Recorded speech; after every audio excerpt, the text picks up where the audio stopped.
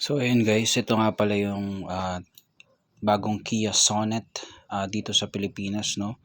Grabe, sobrang ganda pala talaga nito sa personal. Bali nung una nakikita ko lang to sa internet. Tingnan nyo naman guys ngayon, no. Naka first hand experience ko na makita itong Kia Sonet, and hindi ako binigo guys. So sa grill pa lang sobrang ganda na. Tingnan nyo naman yung side profile guys. Ayan, o, makikita nyo talagang napaka-sharp ng looks, napaka-pogi. And ito guys, itong mugs niya, tingnan nyo. Ito guys pala yung sinasabi natin is the LX automatic variant.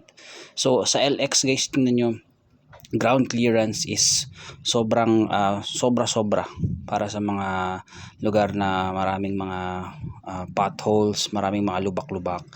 So tingnan natin guys, pasok tayo sa loob. So makikita nyo guys, napakaganda ng dashboard, napakasimple pero minimalistic yung design. Hindi nga lang siya naka leather seats, no, pero okay na yun, madali namang gawa ng paraan yan eh. Marami namang mga aftermarket na mga leather seats na nagagawa. Pero tingnan nyo guys, napaka parang nakahug yung seats. Tingnan naman natin guys yung pinaka dashboard guys. Tingnan nyo yung glove box. Ayan, o, maluwang-luwang din.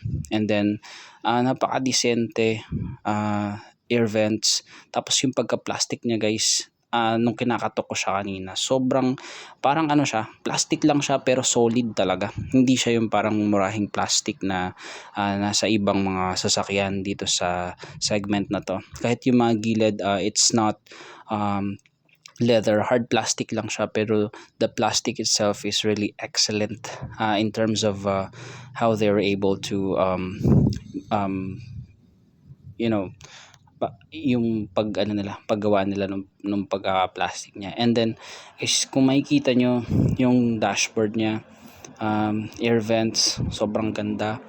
Minimalist design kumbaga. Tapos ito guys yung kinagulat ko no, dito sa may likod.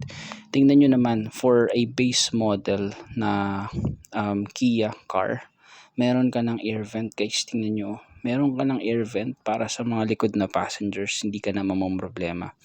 Tapos makikita nyo meron pa mga charging ports, napakaganda, hindi mo ini-expect para sa ganitong price point guys. Tingnan nyo, may bulsa pa dito sa may likod na upuan.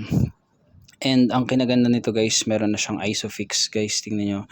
Tapos hindi tinipid yung legroom niya guys, maluwag din siya, headroom is just enough. And then guys, punta naman tayo dito sa back, sa likod ng pinaka-kotse. Makikita nyo guys, ang ganda ng pagkaka-execute ng lights niya, oh. Napaka-eleganteng tingnan. Tapos yung yung pinaka parang bumper niya sa likod, napakaganda rin. It adds to the aesthetic appeal ng pinaka kotse. So ayan guys, yung bagong Kia badge, buksan natin guys. Tapos meron pa siya guys palang yung reverse camera. 'Di ba, for this price point, 800 plus lang siya. Talong-talo niya yung mga cars sa category niya. And tingnan nyo guys kung gaano ka luwang yung compartment. Ayan, o. And then meron siyang spare tire na steel pero full size siya, hindi siya donut tire. Ayan. And then guys, tingnan nyo, napakaluwang. Okay, so compared sa ibang mga mini SUV at this price point, talagang hindi ka mabibigo dito kay Kia Sonet. Napakaganda. And then I think it folds flat. And hindi ko na finold flat, no. So makikita nyo guys, napakaganda. Sobrang pogi talaga nito guys. Ngayon lang ako nakakita ng ganitong sasakyan na napakaganda sa price point niya guys. Hindi kayo magsisisi dito. Kaya ako guys, meron akong Kia Soluto, pero sa tingin ko ito yung ipapalit kong sasakyan, kasi yung Kia Soluto is a sedan. Ito ay isang mini SUV. Tingnan nyo naman guys, para talagang napaka-smart tingnan, classy kumbaga. And ayan, o, tingnan nyo, grabe guys. Hindi ka natalo dito guys, talaga naman. Ako na mismo yung nagsasabi sa inyo. You have to be able to take a closer look dito sa sasakyan na to. magpunta kayo sa dealership para mas makita nyo at mas ma-appreciate nyo kung gaano siya kaganda guys. Tingnan nyo naman, no? Hindi siya nakakasawang pagmasdan, hindi siya nakakasawang tingnan, talagang napakaganda, yung mga ano niya, character lines niya guys, tingnan nyo. And on top of that guys, ito pala guys is ng manual transmission 1.5, maximum of 114 horsepower and 150 newton meters of torque. So hindi siya ganun kalakas, pero more than enough na to sa daily driver. Hindi naman to pangkarera, pero ayan, makikita nyo meron pa siyang lagayan ng salamin, tapos mga dome lights guys, ayan, di ba? Kompleto siya, ganda. May vanity mirror sa driver side, may vanity mirror sa passenger side, ayan. So ayan, kaso guys, dalawa lang airbags niya, pero usually naman sa ganitong kamurang sasakyan, hindi ka na masyadong maghanap ng sobrang added features kasi full pack na siya guys. Tingnan nyo naman, parang aeroplano. Ayan, meron siyang headlight, tapos yun din yung mga controls ng windows at saka yung mirror, ayan. Tapos yun, meron siyang adjustable na manibela, pero sa lang, sa taas baba lang, hindi sa telescopic. Ayan, yung kanyang cambio, 12 volt socket. Tapos meron pa siyang additional na charging port tsaka USB port. Grabe guys, saan ka pa, di ba? Tapos yun, manual parking brake.